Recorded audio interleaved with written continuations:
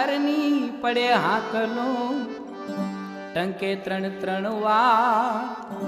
પંગતમાં જમે પ્રેમથી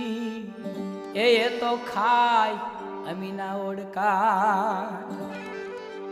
બાવાજીના ભોજનમાં મીઠપ છે મોટી બગદાણાની રામ રોટી એના ભોજનમાં મીઠપ છે મોટી બાવાજીની રામ રોટી રામ રોટી